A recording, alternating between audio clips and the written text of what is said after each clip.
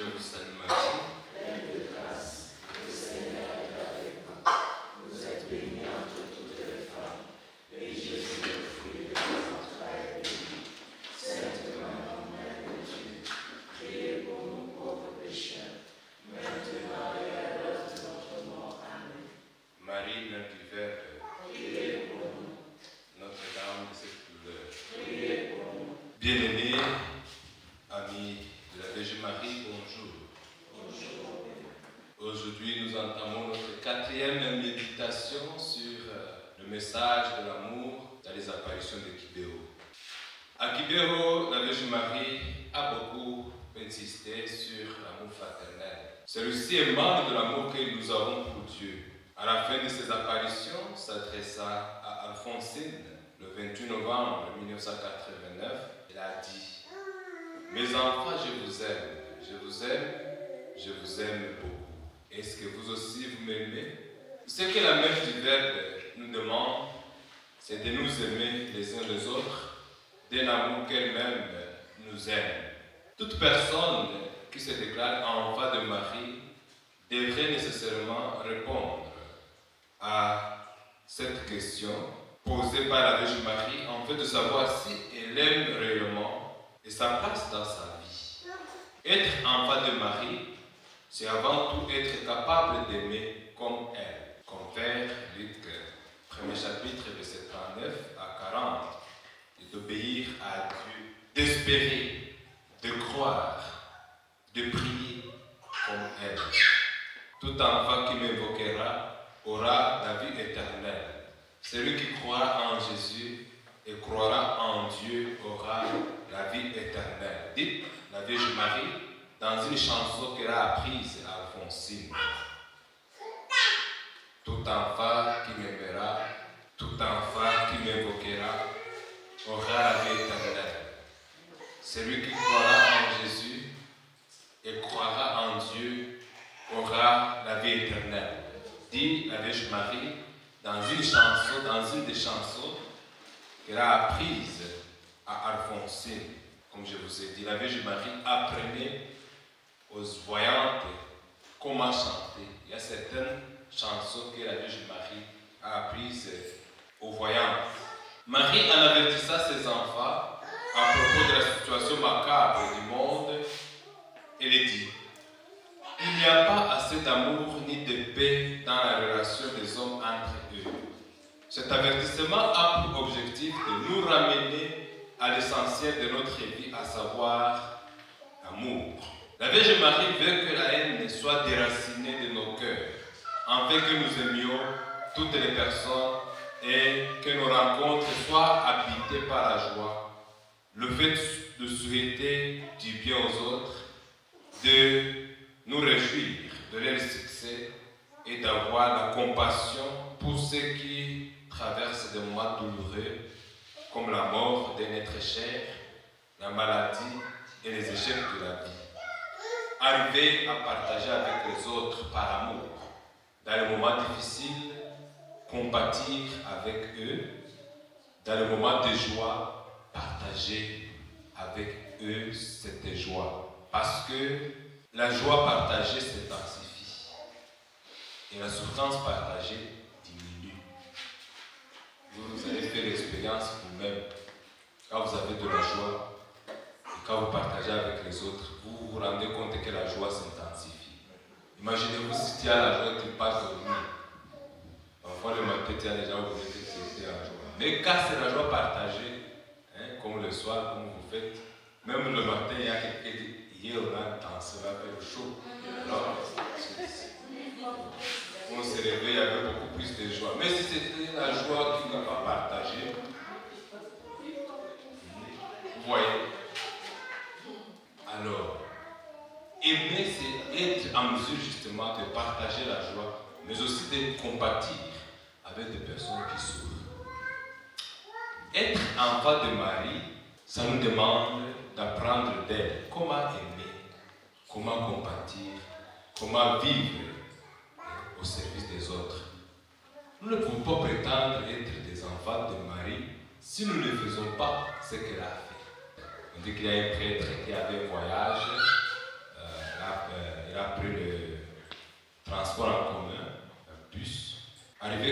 parce que les prêtres, comme des religieux, les sœurs, ils ont des prières qui accompagnent la journée.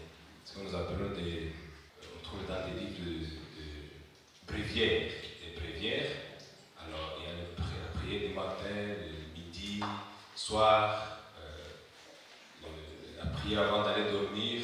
Alors, le prêtre a pris son bréviaire, puis au cours du voyage, il a commencé à prier. Alors, quand il a fait sortir son bréviaire, il y a une petite image de la Vierge Marie qui est tombée. Et le prêtre n'a pas su qu'il y a une image qui est tombée. Mais à côté de lui, il y avait un enfant.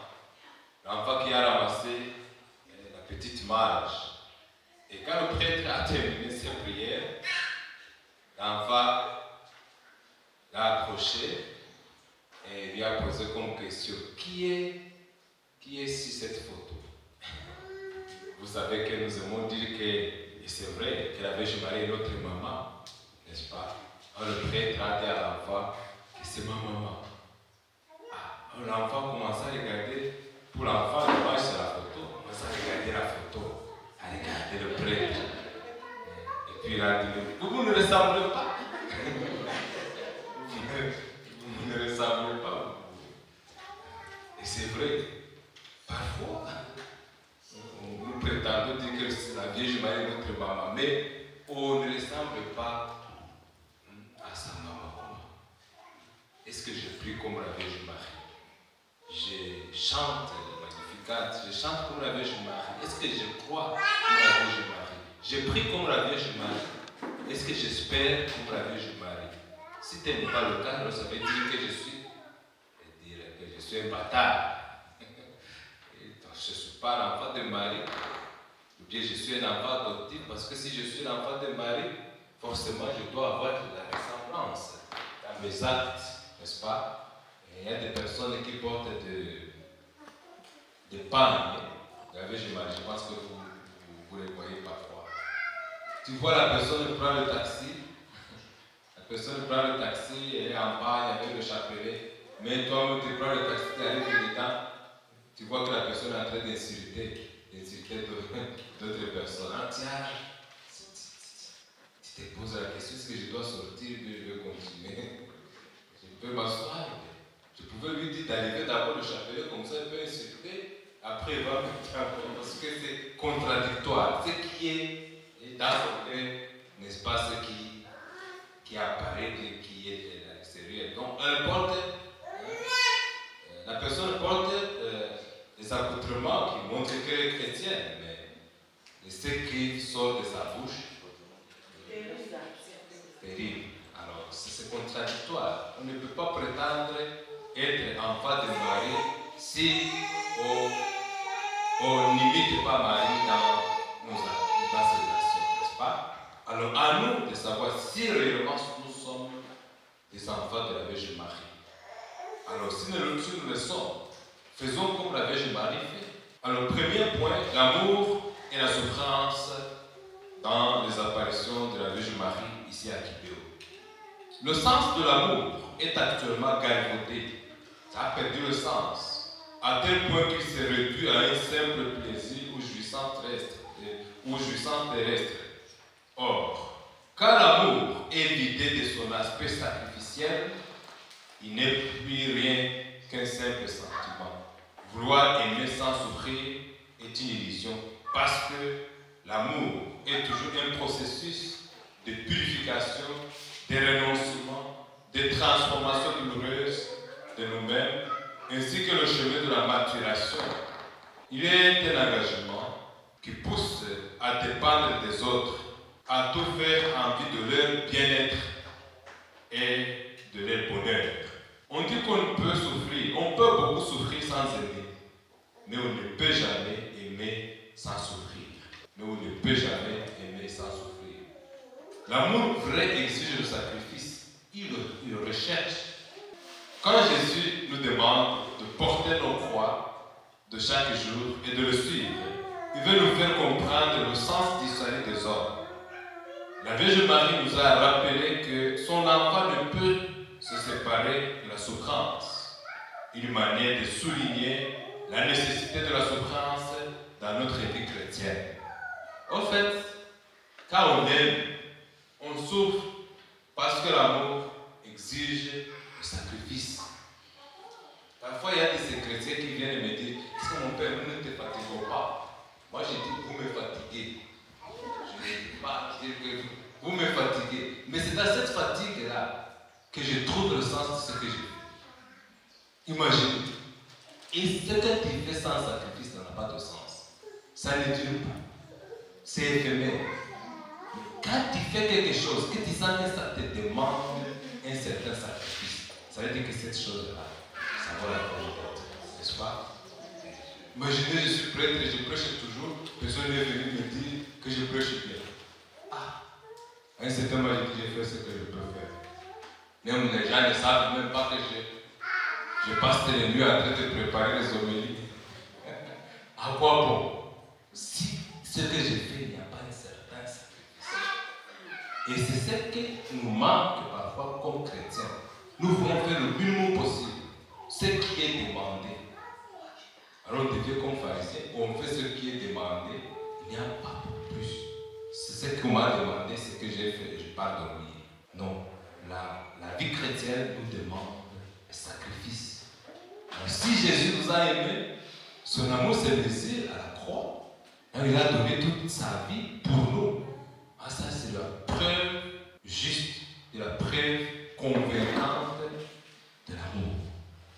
N'est-ce pas? Alors, si tu es dans ta famille, dans ton couple, si tu aimes, il y a des exigences, il y a des sacrifices.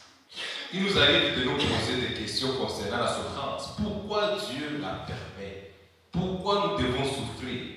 Jésus n'est pas venu nous expliquer la souffrance, encore moins comment la vivre. Il est venu partager avec nous notre souffrance et notre condition humaine. Il est mort sur la croix par amour pour l'humanité. C'est la raison pour laquelle, quand nous prions Dieu, nous sommes appelés à lui demander de ne pas supprimer notre souffrance, mais de nous donner la force de la supporter, de l'accepter comme moyen de notre purification, de notre rédemption et de notre sanctification. Une vie sans croix, dit-on, est une croix insupportable. Une vie sans croix est une croix insupportable. Ce que la Vierge Marie nous a demandé à Kibéo, c'est de porter courageusement le poids de nos souffrances, sans nous lamenter, sans nous décourager, avec le désir sincère de participer au salut de l'humanité. La vie chrétienne ne peut jamais être exempte de la souffrance. Et Marie nous encourage à y trouver toujours la main secourable de Dieu. Il ne peut pas nous demander de porter la croix, dont le poids dépasse notre capacité de le supporter. C'est ça ce que parfois nous ne savons pas. Dieu ne peut pas nous donner la croix que nous ne pouvons pas supporter. Si nous croyons vraiment que Dieu est notre Père, si nous croyons vraiment que Dieu est amour, il ne peut pas nous donner une souffrance que nous ne pouvons pas supporter. Et parfois, nous nous lamentons et nous perdons courage parce que nous pensons que Dieu nous a punis, que Dieu n'est pas avec nous, alors qu'il est proche de nous, il vit avec nous, il veut porter, il veut que nous portions la croix avec son secours. Celui qui fabrique la croix, c'est bien lui aussi qui a créé les épaules. Une manière de nous dire que Dieu connaît très bien notre force, ce dont nous sommes capables, et que le poids de nos peines est proportionnel à cette force. Deuxième élément, l'amour est l'affaire du cœur. La mesure de l'amour, dit-on, est l'amour sans mesure. Saint Augustin nous fait comprendre que l'amour est avant tout une disposition du cœur. Avoir une racine de l'amour au fond de nos cœurs nous permet de faire, de tout faire, de tout penser, de tout dire et de tout voir par amour, en amour et pour amour. Le bien se fait par un cœur disposé à aimer, un cœur ambu. On dit ambu ou bien imbu? Voilà. Un cœur imbu d'amour et qui reflète l'amour partout, Dans les Saintes Écritures, le cœur est compris comme le siège de l'amour. En les parcourant, nous y trouvons de nombreux versets qui parlent du cœur comme le sanctuaire dans lequel Dieu rencontre l'homme et parle avec lui. Nous pouvons mentionner certains en faisant allusion à la conversion du cœur que nous demande Jésus de sa mère. La Vierge Marie s'est souvent montrée très préoccupée par l'état de notre cœur. Dans le livre des Proverbes, il est dit « Par-dessus tout, veille soigneusement sur ton cœur, car il est à la source de tout ce qui fait ta vie. » Proverbe, chapitre 4, verset 23.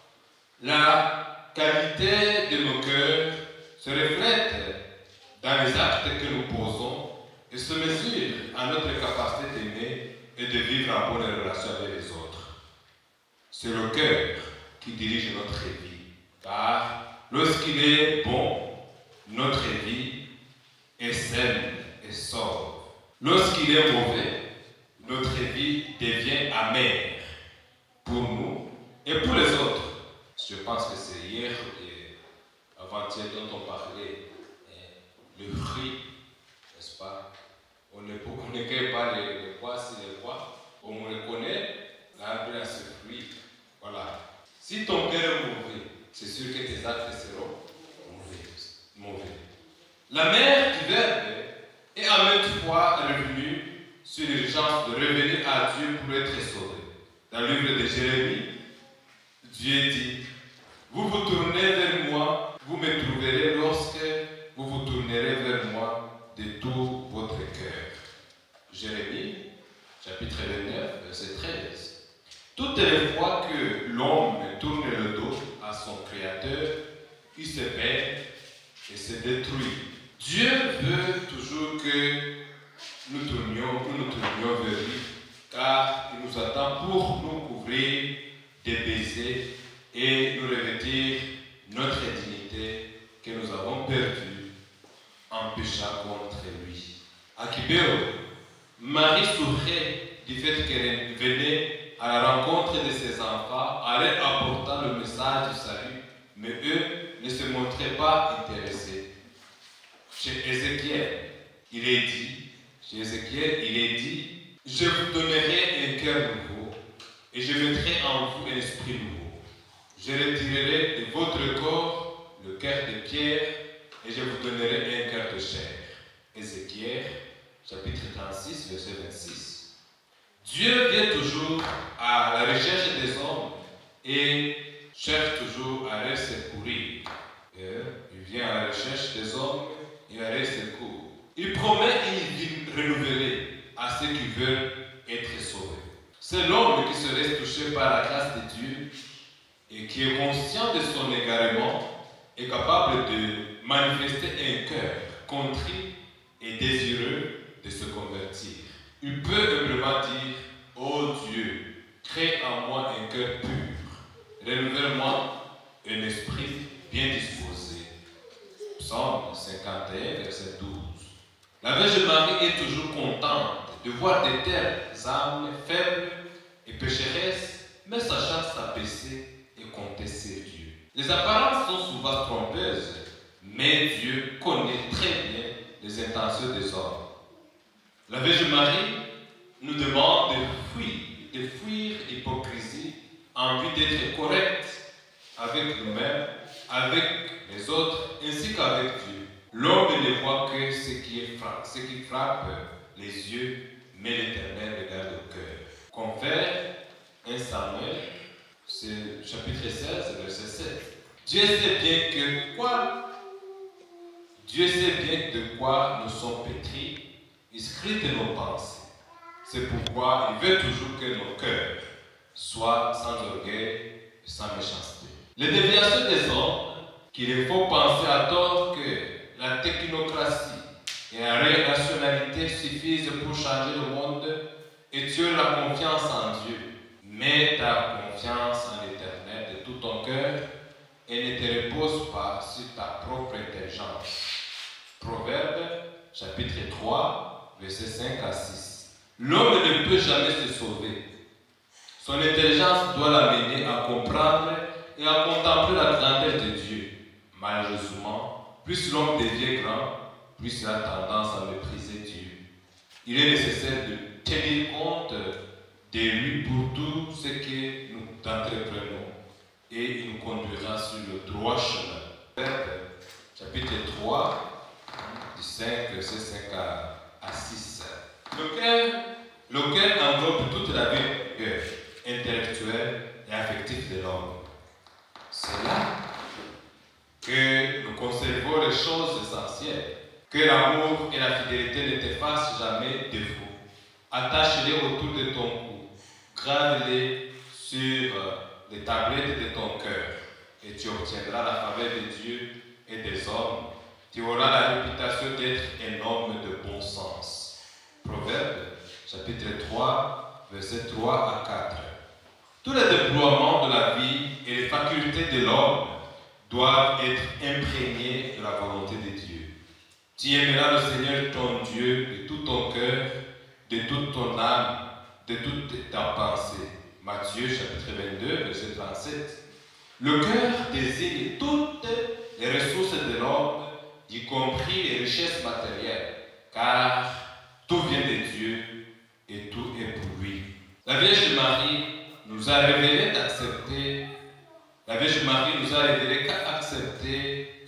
la foi chrétienne, c'est poser un geste qui engage toute la vie dans la recherche de la gloire et du règne de Dieu. Ce règne est considéré comme un grand trésor pour lequel nous pouvons donner tout ce que nous avons pour l'avoir. Là où est notre trésor, là sera aussi notre cœur, confère Matthieu 6, 21. Lors des apparitions de Kibéro, beaucoup déjà étaient plus accaparés par les choses matérielles et ils cherchaient la joie. Mais la vraie joie, celle du cœur, est toujours donnée par Dieu. En Dieu, mets ta joie et il comblera le vœu de ton cœur. Psaume 37, verset 4. Un jour, un riche commerçant dit à Alphonsine, la voyante, que si réellement il voyait la Vierge Marie, de lui demander de lui donner beaucoup d'argent. Parfois, la Vierge Marie apparaissait en souriant et jouait avec les voyantes comme une mère joue avec ses enfants. Un cœur joyeux est un extra remède, mais l'esprit déprimé mine la santé. Proverbe, chapitre 17, verset 22. La Vierge Marie nous a demandé d'exprimer la joie de nos cœurs et de la communiquer aux autres. Les personnes saintes sont capables de faire rayonner les autres, même dans la souffrance. Le secret d'être joyeux réside dans le fait de rester greffé sur Dieu en observant ses préceptes et ses lois. Que ton cœur retienne mes préceptes, car ils rallongeront tes jours et ajouteront des années à la durée de ta vie et t'assureront le bonheur. Proverbe 3, premier verset au deuxième verset. En plus, un esprit sage prend à cœur les préceptes, mais le bavard insensé est l'artisan de sa propre perte. Proverbe 10, verset 8. La Vierge Marie nous apprend la gratuité qui vient du cœur. Saint Paul a indiqué en ces termes que chacun donne ce qu'il aura décidé en son cœur, sans regret ni contrainte, car Dieu aime celui qui donne avec joie. 2 Corinthiens, chapitre 9, verset 7. Nous ne donnons pas les choses matérielles seulement. Nous pouvons aussi donner notre temps, nos conseils et notre soutien spirituel. La Vierge Marie a dit que la foi et la croyance viendront sans qu'on ne s'en perçoive. C'est à nous de discerner. Comme Jésus, elle a déploré notre manque de foi. Jésus dit, vraiment, je vous l'assure, si quelqu'un dit à cette colline, soulève-toi de là et jette-toi dans la mer, sans douter dans son cœur, mais en croyant que ce qu'il dit va se réaliser, la chose s'accomplira pour lui. Marc chapitre 11, verset 21. Heureux ceux dont le cœur est pur, car ils verront Dieu. Matthieu chapitre 5, verset 8. Pendant les apparitions de Kibéro, la Vierge Marie faisait, par ses attitudes et son habillement, allusion à la pureté intérieure. Lors de notre baptême, nous recevons l'habit blanc qui symbolise notre pureté intérieure. Cela nous rappelle que nous devons nous garder de toute impureté en prenant pour modèle notre mère, la Vierge Marie, dont le cœur est immaculé et sans tache. Pendant ces apparitions à Kibéro, la Vierge Marie a voulu expressément mettre en garde contre tout ce qui peut alourdir le cœur des voyantes. Prenez donc bien garde, frères et sœurs, que personne parmi vous n'ait le cœur mauvais et incrédule au point de se détourner du Dieu vivant. Hébreux, chapitre 3, verset 12. La mère du Verbe veut toujours nous montrer le chemin à suivre et nous inciter à revenir à Dieu de tout notre cœur avec le jeûne, l'esprit de privation, de mortification, en ayant à cœur le regret de nos péchés pour qu'à la fin de notre vie, nous puissions dire, comme Josué, voilà que je m'en vais par le chemin que prend ton être humain. Reconnaissez de tout votre cœur et de tout votre être qu'aucune des promesses de bienfaits que l'Éternel votre Dieu vous a faites n'est restée sans effet. Elles se sont tous accomplies pour vous, sans exception aucune. Josué, chapitre 23, verset 14. À nous de croire en sa fidélité. Nous pouvons bien comprendre pourquoi à Kibéro, la Vierge Marie a insisté sur la conversion du cœur. Nous avons touché beaucoup de versets sur le cœur et tout tourné autour du cœur.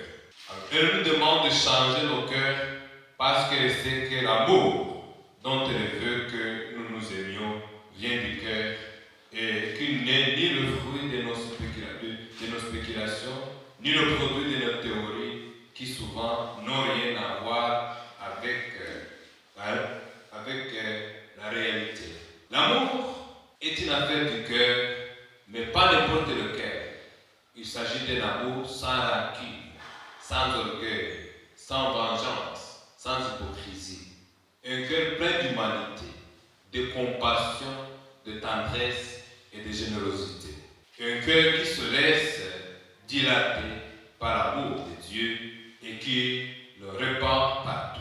La Vierge Marie veut que nos cœurs soient toujours dévoués au service du Seigneur et qu'ils suivent le chemin qu'il nous montre.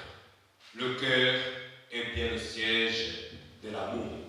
Et ce n'est pas n'importe quel amour. Il s'agit de l'amour que Dieu nous demande de nous aimer les uns les autres. Pour nous chrétiens, l'amour est avant tout un commandement. Il est aussi un héritage. Et quoi? Il est aussi l'identité chrétienne. Ça veut dire, l'amour est un commandement. Parce que Dieu nous demande de nous aimer. L'amour est un commandement de Dieu. L'amour est l'identité chrétienne. Parce que Jésus nous dit, tous vous reconnaîtront que vous êtes mes disciples par l'amour que vous aimez les uns les autres. N'est-ce pas? Ça veut dire que l'amour devient une identité chrétienne. Et l'amour est un héritage. Parce que Jésus nous a dit quoi? Comme je vous ai aimé, aimez-vous les uns les autres. Et il a dit ça vers la fin de sa vie terrestre. Ça veut dire qu'il nous a donné un héritage. Nous avons trois raisons d'aimer. La première raison, nous aimons parce que Dieu nous a créés. Et le Dieu qui nous a créés, c'est un Dieu amour. La deuxième raison, nous avons été créés pour aimer. Et la troisième raison, nous avons été créés pour être aimés. Ces trois raisons, la première ne dépend pas de nous. Ce n'est pas parce que tu dis que Dieu n'est pas amour que Dieu va cesser d'être amour. Dieu est amour. Et ça, on ne peut pas changer. La deuxième raison, ça peut être changé par moi ou bien par une autre personne. Ça veut dire, j'ai été créé pour aimer. Mais je peux aimer et mon amour est refusé. C'est une déception. Je ne sais pas si ça vous est déjà arrivé. Tu aimes quelqu'un, mais quelqu'un ne t'aime pas. Alors, ça veut dire que la deuxième raison dépend de moi ou d'une autre personne. Mais tu peux aussi être aimé et tu refuses d'être aimé. Quelqu'un peut t'aimer, toi tu dis non. Et tu fermes ton cœur pour ne pas être aimé. Vous voyez? J'aime dire aux gens qu'être aimé, c'est une chance. Quand quelqu'un va te dire je t'aime, dis merci à Dieu. Je suis chanceux. Mais quand quelqu'un va te dire je ne t'aime pas, dis que c'est normal. Si tu es un être aimé, tu peux ne pas m'aimer. Être aimé, c'est une chance. Mais aimer, c'est un devoir chrétien. Tu ne peux pas dire je ne t'aime pas parce que moi aussi tu ne m'as pas aimé. Non, un chrétien est appelé, il doit. C'est un commandement. C'est une identité chrétienne. N'est-ce pas? Fermer son cœur pour ne pas aimer, pour ne pas être aimé, c'est ça même le début de l'enfer. Parce que le ciel n'est pas seulement un lieu. Le ciel, c'est aussi une manière comment je vis avec les autres. Ça veut dire que ma famille peut être un petit paradis. Si je mets l'amour, n'est-ce pas? Et mon lieu de travail peut être un paradis. Le commencement de mon paradis, dépendamment de l'amour que je sème. Vous voyez? Alors, le ciel n'est pas seulement un lieu, c'est aussi une façon de vivre avec les autres. Alors, ces trois choses-là, le fait que Dieu est amour, le fait que j'ai été créé pour aimer et pour être aimé, quand l'une de ces choses manque, on voit que la vie devient insupportable, même fade, n'est-ce pas? Alors, à nous de comprendre justement que nous avons été créés pour aimer et être aimés. Un jour, il y a quelqu'un qui a dit, et notre chef, il a dit, moi je n'ai pas besoin que vous m'aimiez. Ce que je veux, c'est que vous fassiez ce que je dois, ce que vous devez faire. Moi j'ai dit, mais tu ne sais pas, si on t'aide, tu vas fuir. Tu as besoin de notre amour, de notre encouragement, de notre soutien. Ne prétends pas dire que tu n'as pas besoin de notre amour. Même le païen sait. Même le païen sait. Tu vois, même les gens qui sont méchants, à un certain moment, s'ils n'aiment pas les gens, au moins ils aiment les chiens. Nous avons été faits pour aimer, gloire ou pas. Même quand on n'aime pas les autres, on aime les chats, on aime les chiens. L'amour, hein? Nous avons été créés par amour, pour aimer, pour être aimés. Et vous voyez les gens qui refusent d'être aimés, parfois sont déjà blessés. Au fait, au fond d'eux-mêmes, ils ont besoin. Mais quand ils sont blessés, ils n'accueillent pas. Ils ne sont pas réceptifs. Alors, à nous de comprendre justement que nous devons nous aimer les uns les autres comme commandement de Dieu. Oui, c'est Saint Augustin qui a dit, aime et fais ce que tu veux. Si tu parles, parle par l'amour. Et si tu te tais-toi par l'amour. Parce qu'il y a des gens qui se taisent, mais parce que dans les pays sont remplis la rancune, la vengeance, le mépris. Quelqu'un peut se taire, mais pour te mépriser. Donc tu ne peux même pas dire de ma parole, je te méprise. C'est pas ça, c'est pas ça l'amour. Se taire par amour, c'est dire, cette parole que j'allais t'adresser peut te blesser. Et comme ça peut te blesser, je la garde pour moi-même. Ça, c'est par amour. C'est pas par vengeance, c'est pas par la haine. Alors si tu corrige par amour. Il y a des choses que moi je n'arrive pas à comprendre. Surtout pour les gens qui apprennent à conduire. Ce sont des gens qui peuvent nous dire. Parce que comment on les appelle? Les gens qui apprennent aux autres comment conduire. Les moniteurs. Ce sont des gens qui insultent, qui se fâchent facilement. Je ne comprends pas. Comment tu as mis la première vitesse? Comment tu... Alors que quand il apprenait aussi. Non, il faisait pire que ça. Moi, j'ai eu la chance d'apprendre à conduire quand j'étais encore séminariste, alors j'avais fait quand même respect. Tu vois, quand je faisais des choses, je faisais mal des choses, alors tu vois, le moniteur, il souffre. Il ne peut pas me parler, mais quand même. Il souffre. Mais quand même, souviens-toi quand toi-même tu apprenais à conduire, tu seras beaucoup plus compréhensif, non? Et il y a des gens, quelqu'un vient faire le stage dans ton institution, bien dans ton entreprise. Hein? Il a vu que tu portes le chapelet, il a pensé que tu es chrétien ou bien quelque chrétien. Alors, il s'approche de toi. Tantine, est-ce que tu peux m'aider? Ici, je n'arrive pas à comprendre. Et tu dis, mais pourquoi toi, tu es bête comme ça? Chez toi, on a peur de bénévolat pour ça. Pourquoi on a peur de la scolarité? Viens, je vais te montrer. Tu l'as déjà humilié. La fois prochaine, ne viendra pas. Cette maman, même si elle porte le chapelet, c'est une diable en personne. Parfois, nous manquons ces occasions de témoignage. Comprends l'autre dans ses débuts parce que toi-même, tu étais comme lui. Alors, si tu corriges, corrige par l'amour. Ne corrige pas par l'humiliation, par le mépris. Parfois, ça ne donne pas un témoignage convaincant. Comprends l'autre dans ses erreurs. Parce que quelqu'un qui vient faire le stage, il a droit aux erreurs. Ce que tu fais comme ça, tu vois que c'est facile.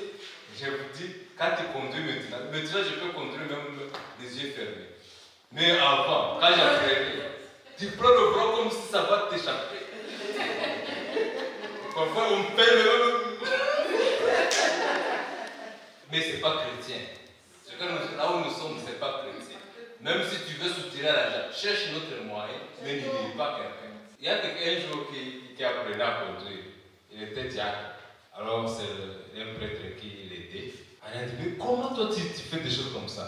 Alors, c'était un blanc, lui était noir. Il est sorti de la voiture. Et jusqu'à maintenant, il ne conduit pas.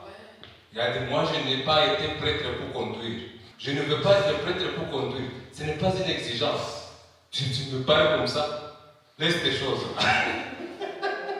Et jusqu'aujourd'hui, il ne conduit pas. Mais justement, au fond, il y a une blessure. Mais parfois, tu te dis, est-ce que moi j'ai été prêtre pour conduire? Même le voyou conduisent. Alors tu dis que je dois, ce n'est pas une condition. Je ne suis pas prêtre pour être chauffeur. Donc, conduire, ça fait partie de... Ça me rend service, je pars ici. Mais quand même, tu ne peux pas me dire que si je ne conduis pas, donc je ne suis pas prêt. Là où j'étais, je disais, si tu corriges, corrige par amour. Et une racine d'amour au fond de ton cœur. Et si cette racine-là, rien ne sortira de mauvais. Et alors, à nous de comprendre justement que l'amour est l'identité chrétienne. L'amour et le pardon sont des éléments qui montrent si tu es chrétien ou bien si tu es pareil. C'est difficile d'aimer, c'est difficile de pardonner. Mais c'est possible avec le Christ. C'est là où on comprend. Aimer, aime et fais ce que tu veux. Parce que quand on aime, on ne pêche pas. Alors ça veut dire que le péché devient le signe de manque d'assez d'amour pour Dieu et pour mon frère. Parce que si tu aimes ton frère, tu ne peux pas le blesser. Tu ne peux pas le voler ça. Vous voyez. Alors, l'amour devient, j'allais dire que ça devient même, ça devient le visa pour aller au ciel. Et au ciel, ne me veut pas me demander combien de messes j'ai célébré. On va me poser la question, cette messe-là, ou bien ces messes-là, je les ai célébrées avec quel amour? Parce que parfois, on peut célébrer la messe comme un mercenaire, ou bien fonctionnaire. Donc, tu vois, je dois célébrer la messe. Alors, je vais célébrer la messe. Il n'y a pas d'amour. Et même au ciel, on ne va pas vous demander combien d'enfants que tu as mis au monde. Avec quel amour tu l'as éduqué. L'amour devient le visa pour aller au ciel. La vie religieuse n'est pas un visa. Tout comme la vie conjugale, ce n'est pas un visa pour aller au ciel. C'est l'amour que tu as sémé dans ta vie conjugale. L'amour qui t'a poussé à te consacrer. C'est ça. Voilà. Le troisième élément, c'est l'amour maternel de Marie. À Kibéo, la Vierge Marie s'est révélée comme une mère qui exprime sa tendresse maternelle.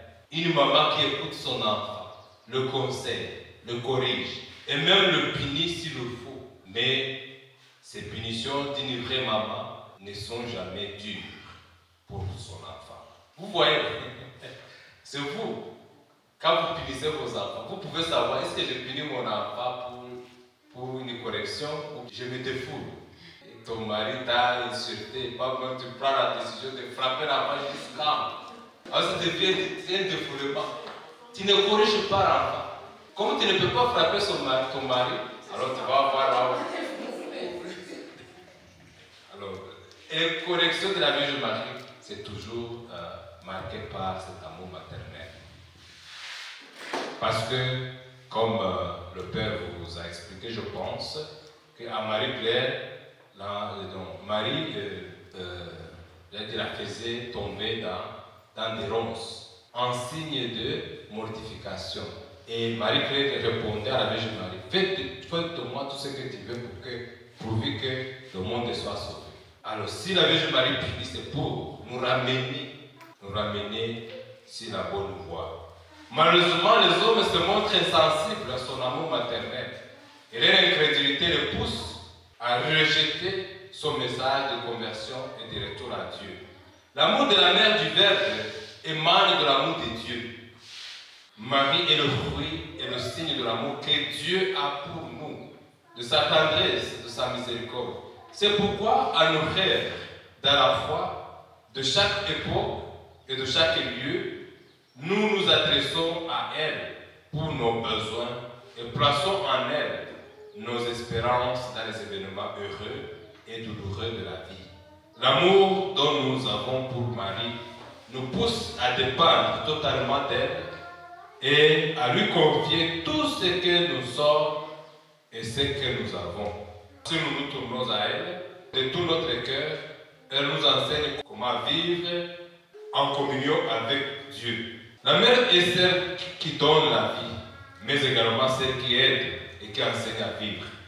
Marie est mère, la mère de Jésus, à qui elle a donné son sang et son corps. Et c'est elle qui nous présente le Verbe éternel du Père, venu habiter parmi nous, et nous demande de l'accueillir, de l'écouter et de le suivre. À Kibéo, par différentes manières, la Vierge Marie a montré l'amour indéfectible de son cœur. Elle dit, mes enfants, je vous aime beaucoup. Ce que je vous demande est de ne pas ignorer cet amour. Nous aussi, nous devons manifester l'accueil de cet amour incomparable en nous aimant les uns les autres. Cette grâce d'aimer Jésus et la Vierge Marie et à demander et à recevoir toujours dans notre vie de chaque jour. Le quatrième élément, c'est l'amour fraternel. La Vierge Marie a demandé d'extirper de nos cœurs la haine, la méchanceté et l'orgueil pour y mettre l'amour et le pardon. Elle nous a prévenu que si nous ne nous aimons pas, nous courions le risque de nous entretuer. Les événements du génocide de 1994 et ses conséquences que subit toute la région des pays du Grand Lac prouvent à suffisance que les gens n'ont pas voulu suivre l'avertissement de la Vierge Marie.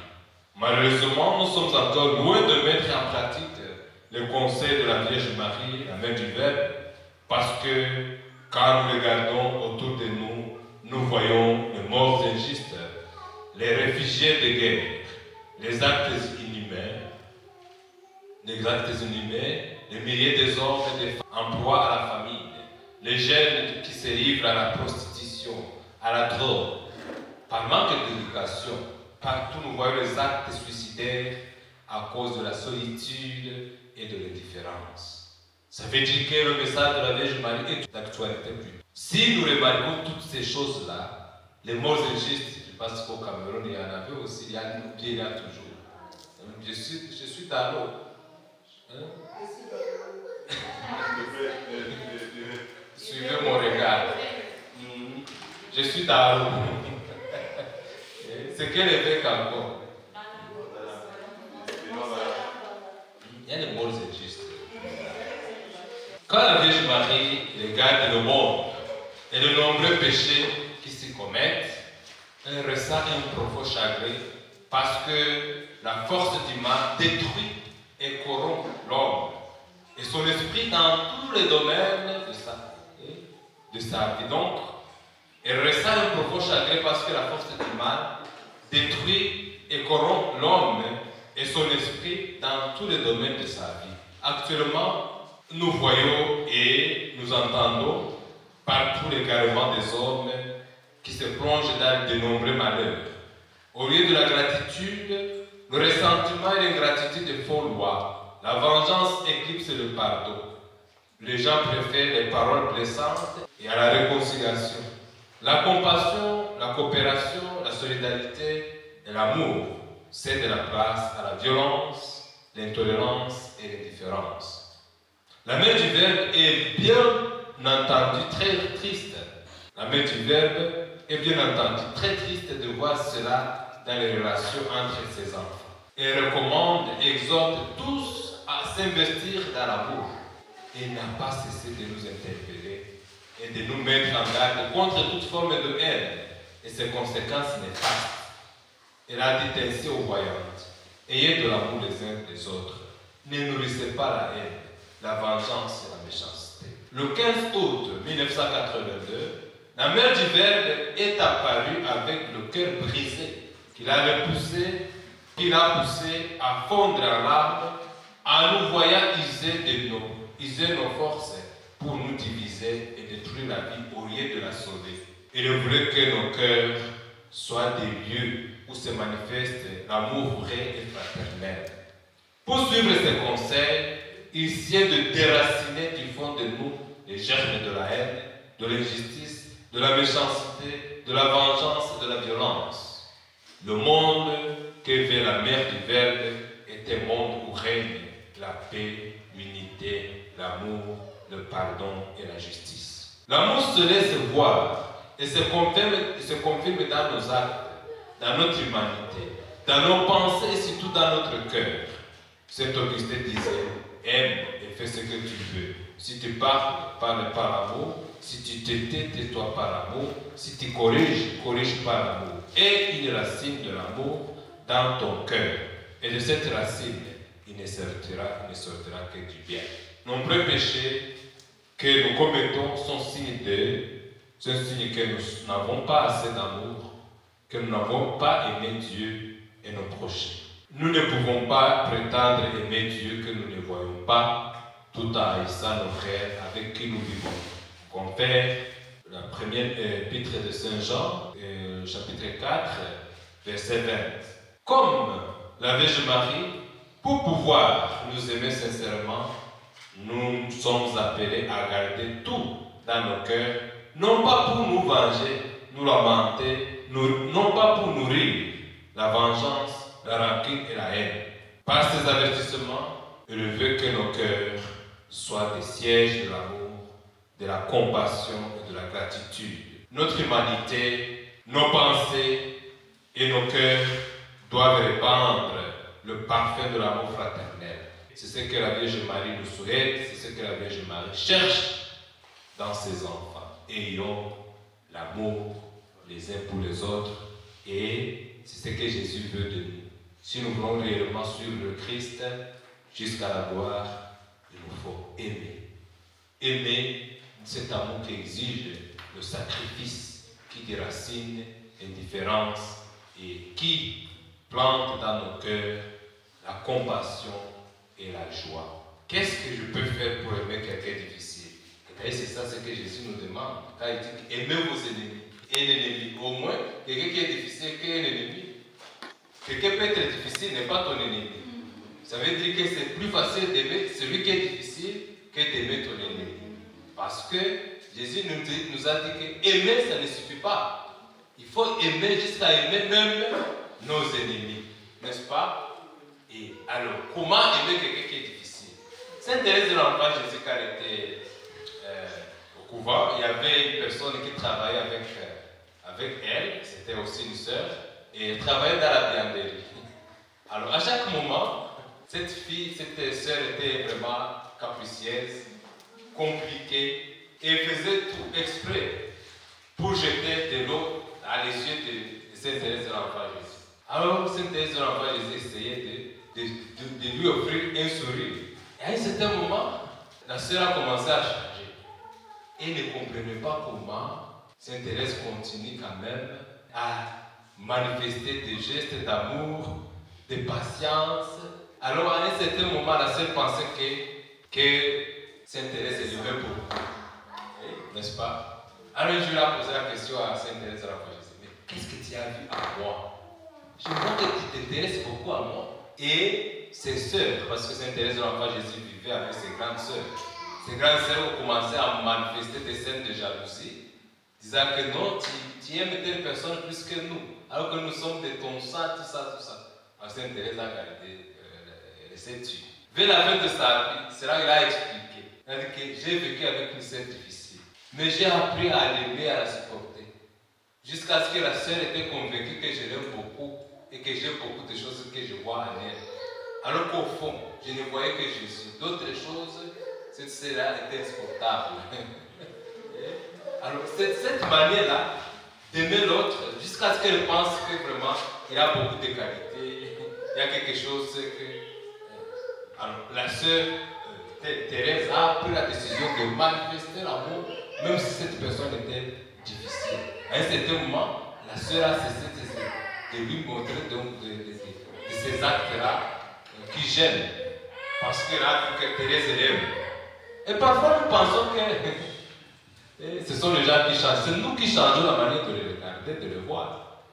Parfois, nous pensons que les gens se sont convertis. Non, c'est nous qui avons déjà changé la manière de les voir. Et puis, c'est devenu plus facile pour nous. N'est-ce pas? Alors, comment aimer quelqu'un qui est difficile? Offre ton amour sans attendre le retour. C'est ça, c'est la loi, c'est ça, c'est le commandement de Jésus.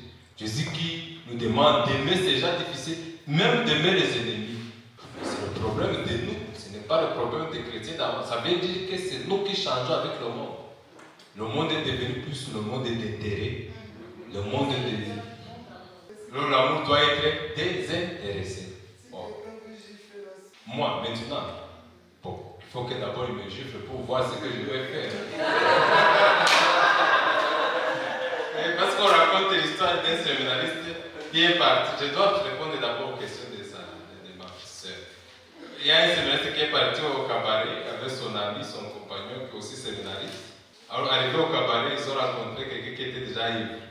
Il a giflé le séminariste. Le séminariste aussi a cherché toutes ses énergies. Ses énergies a frappé le type. Il est parti tomber. Alors, tout le monde était ébahi. Comment le séminariste peut gifler?